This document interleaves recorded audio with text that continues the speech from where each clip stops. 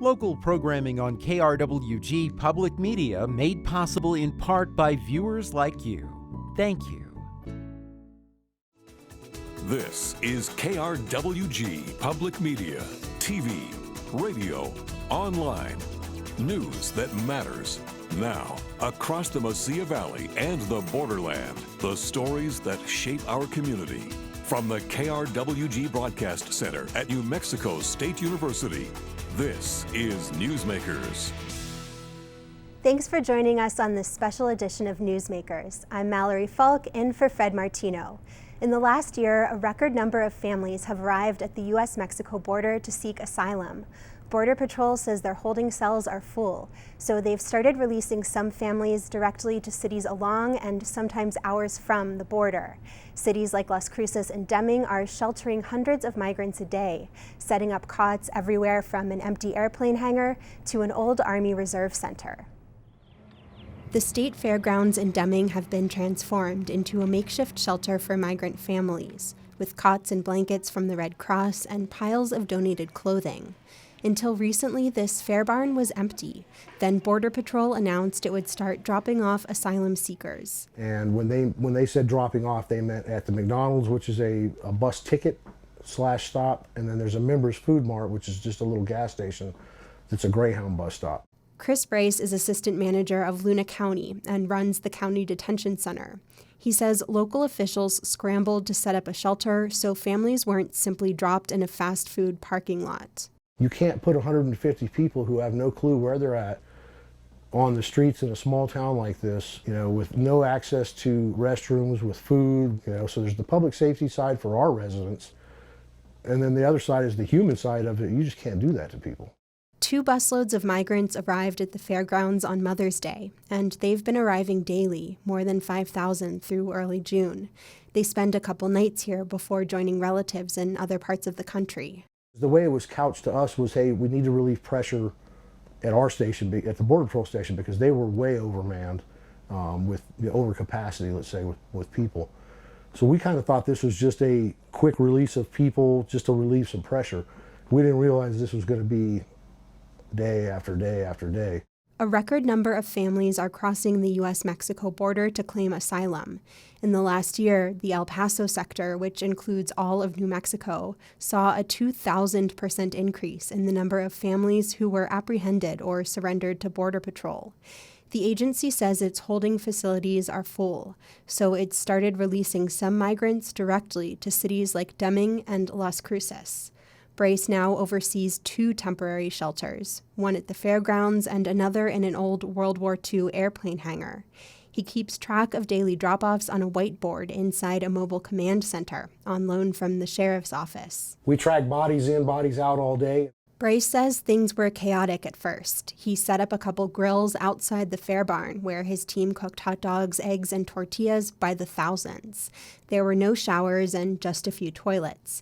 Volunteers used their personal cell phones to help migrants make travel arrangements. You gonna go walk around?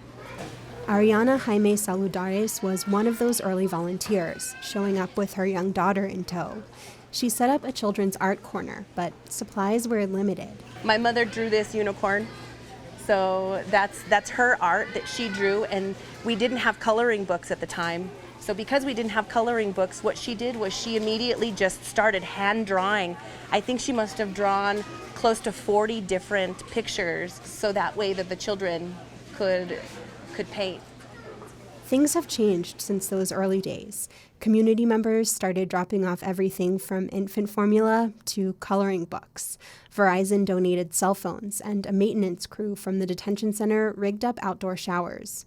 There's now a clear system for welcoming families when they first arrive, getting them situated, clothed and fed, and then helping them contact their sponsors and set off on the next leg of their journeys.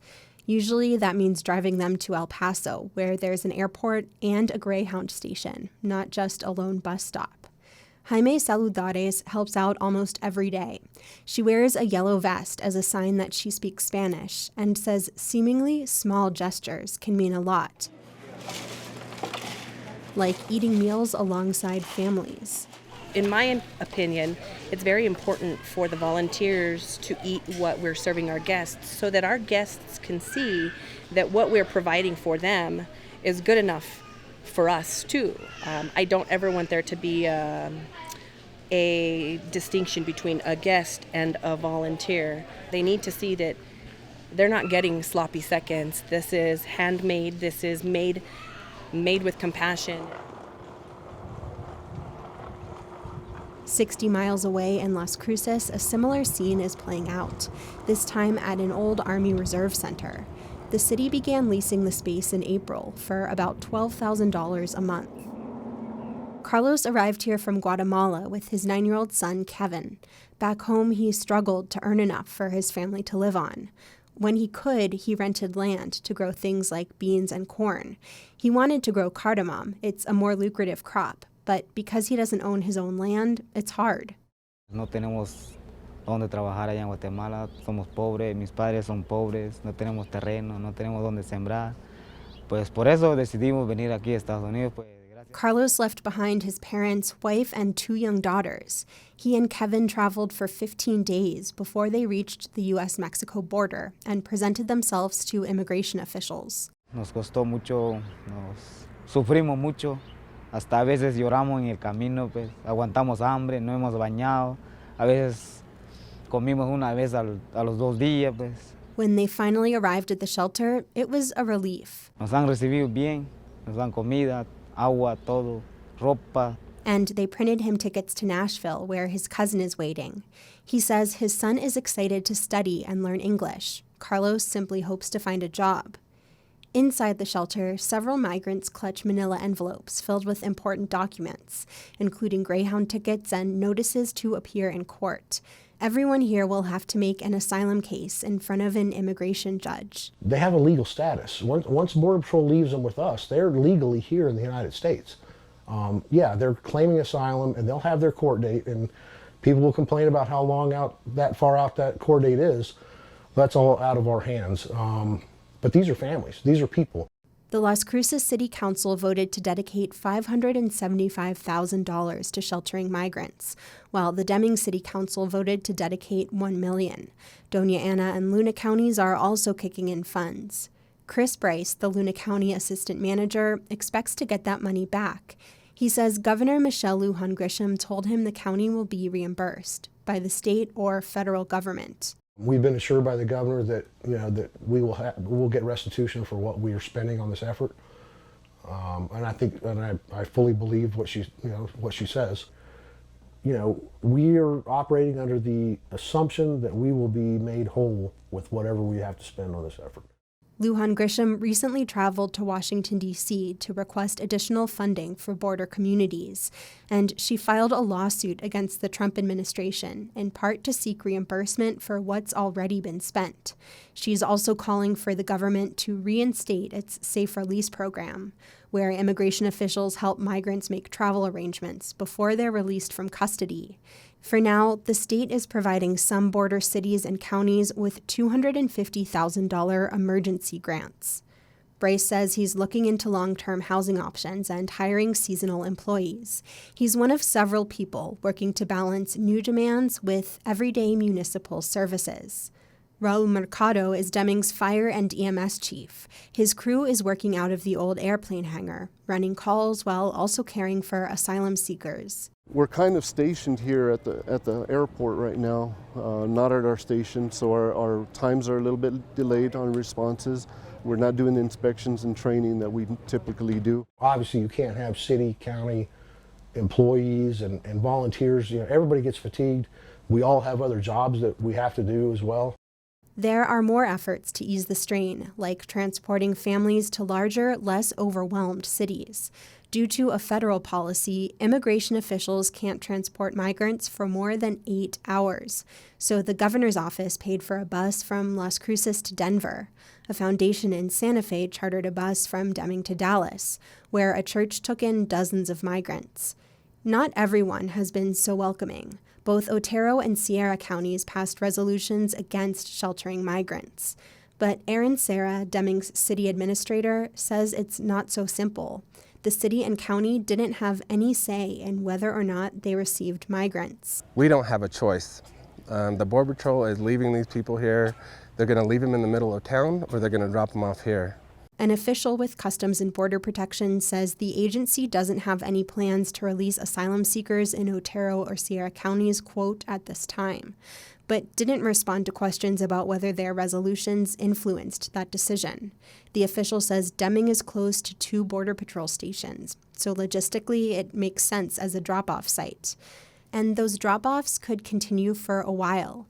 Chris Bryce with Luna County said the last he heard, this might go on for up to 2 years. Our guest today is Sylvia Corona. She's with Project Oak Tree, a local group that works with faith-based organizations to provide food, clothing, and shelter to asylum seekers in southern New Mexico.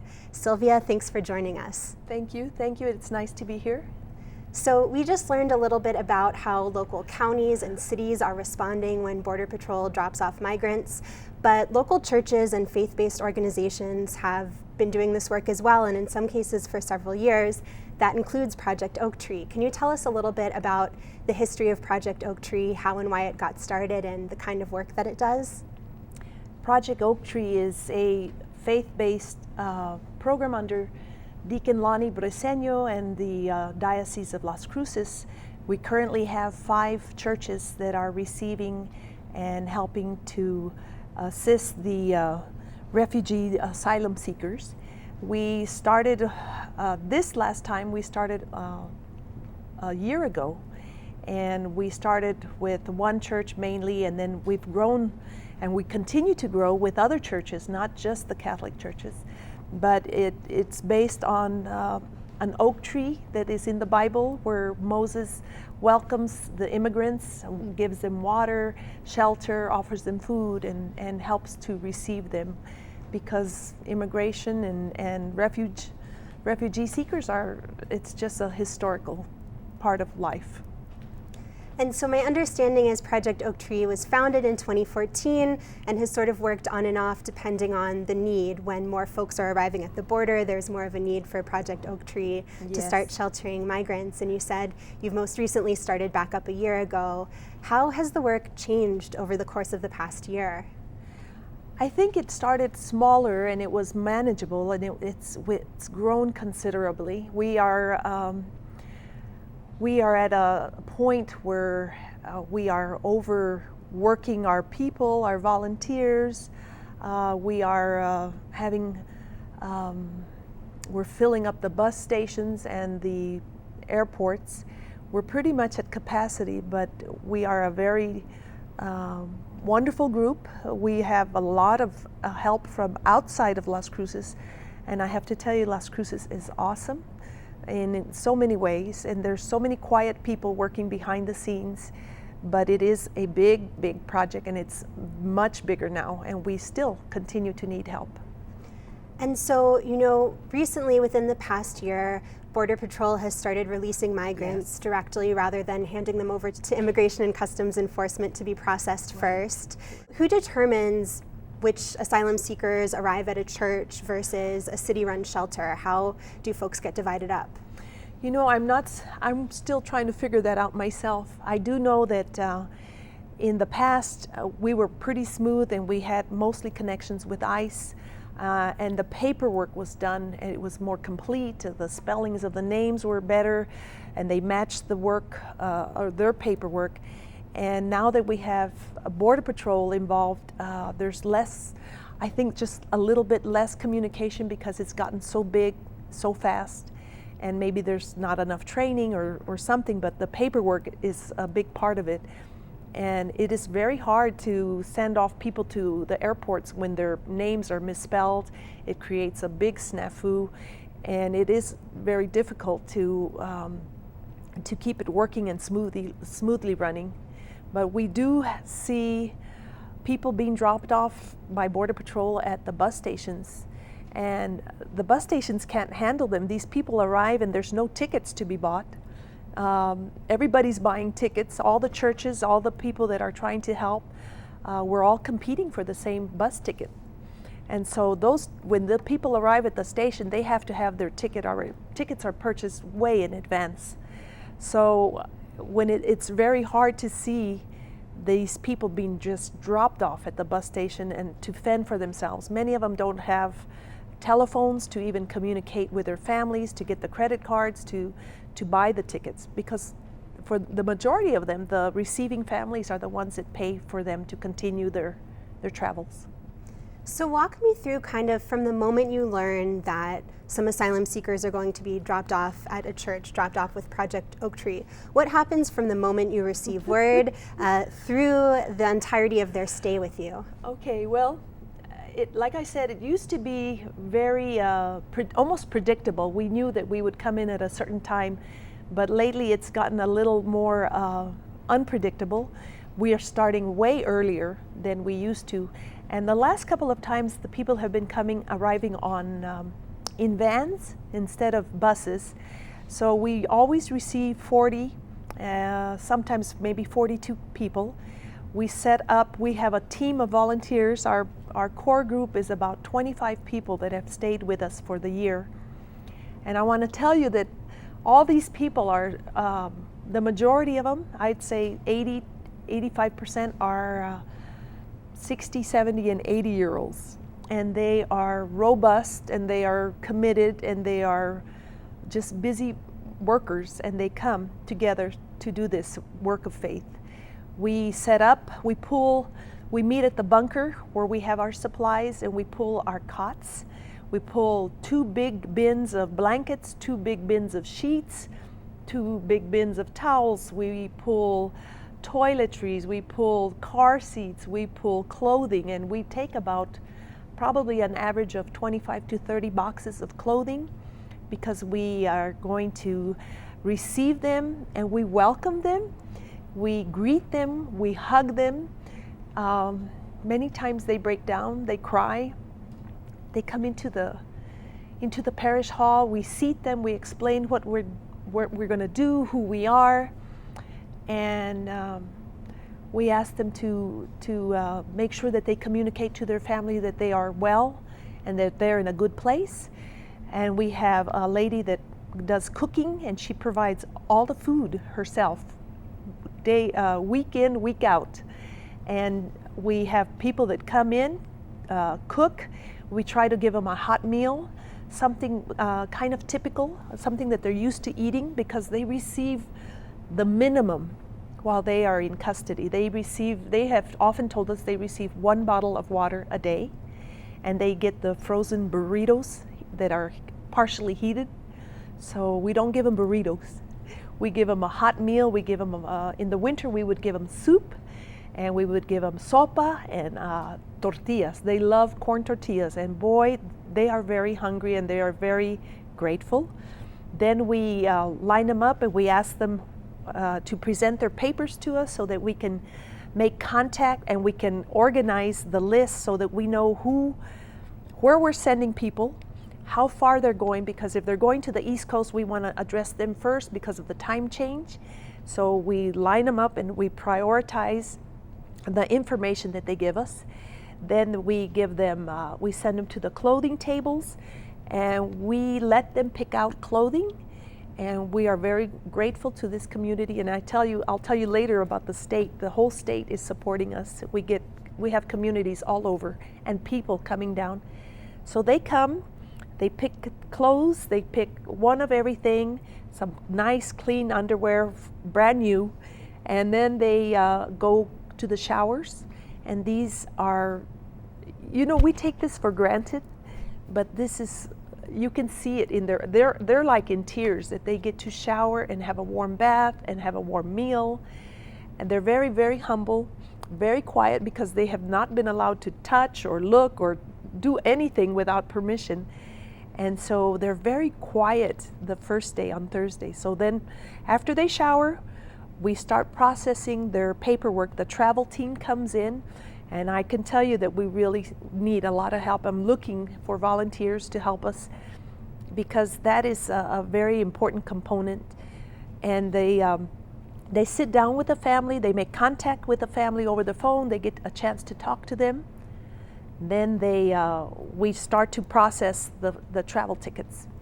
And what are you hearing from families that you're meeting about where are they coming from, and what are the factors that are driving them to come to the United States to seek asylum? You know, it's amazing, the different stories.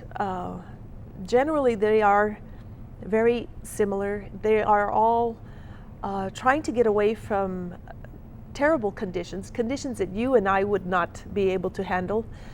Some of them are brought about because of natural disasters. There's droughts. There's nothing in the field to plant or to sustain or to cultivate and to feed themselves.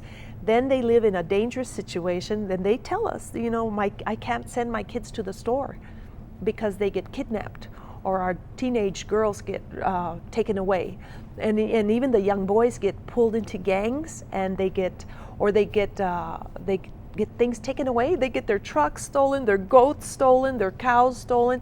There's nothing left. And I had one family tell us that they could see them coming back like a third time, and they just went out the back door with whatever they had on their clothes. Now, I understand that New Mexico's Governor, Michelle Lujan Grisham, is concerned about the fact that families are being released directly into the community as opposed to receiving support from immigration officials while they're still in custody to do the work that you're describing, to contact sponsors, Yes. to help make travel arrangements. And she actually just announced that she's suing the Trump administration, demanding that the administration reinstate what it calls the Safe Release Program, where it helps migrants make contact with their family members, and is also asking for the federal government to reimburse the state and local governments for the money that they've spent sheltering migrants. The city of Albuquerque is joining the lawsuit, and Mayor Tim Keller said in a press release, quote, "Local faith-based organizations and volunteers have been left to clean up the federal administration's immigration mess." I'm wondering what you think about this lawsuit. You're one of the volunteers on the ground. What do you think about this idea that local communities are bearing the brunt of federal policies? You know, I feel like it really has gotten worse, and these people cannot maneuver without help. They don't have the technology, they don't have the resources, they have receiving families, but somebody has to make the connection between the receiving family and these people, and many times they haven't communicated for weeks. So I do see it as a dividing issue, and it's causing a lot of fear. Fear causes chaos, chaos causes hate, and it's dividing people when really it was working so much better initially, when we did have people filling out paperwork and doing things properly. And ICE was doing a pretty good job of that, and now it's coming undone, and it's very hard on everybody. Is there anything else you want to share? I think it's important for people to know. Well, I know that this is a difficult situation, and I don't know how long we can sustain it. I just know that we do it because it needs to be done. There's people that need the help, and this is just biblical. I mean, it's just putting our faith into action, showing that we can receive people, feed, clothe, and take care of others, and that we have an understanding of it. And you know, in the story we just heard, one official said that he's heard this could continue for up to 2 years. Do you think that this is sustainable? You know, there are volunteers who have been working around the clock for 2 months to do this work. Can this continue for 2 years? Well, I come from a group that's been working a whole year to do this work, and we are pulling resources from all parts of New Mexico. Santa Fe sends us people, Albuquerque. We have teachers, we have counselors, we have students coming, we have donations from the Jewish synagogue, the Mennonites, the Unitarians, the Quakers. I mean, everybody has been wonderful, and it's a very quiet, peaceful movement, and I don't know that it's sustainable for 2 years, but I know that we are working on trying to get the government to help us to pay the bulk, or the families are trying to pay the bulk of the receiving work that we're doing, and to contribute more to this effort. Sylvia Corona, thank you so much for being here. Thank you. I thank you so much too. And thank you for joining us on this special edition of Newsmakers. I'm Mallory Falk.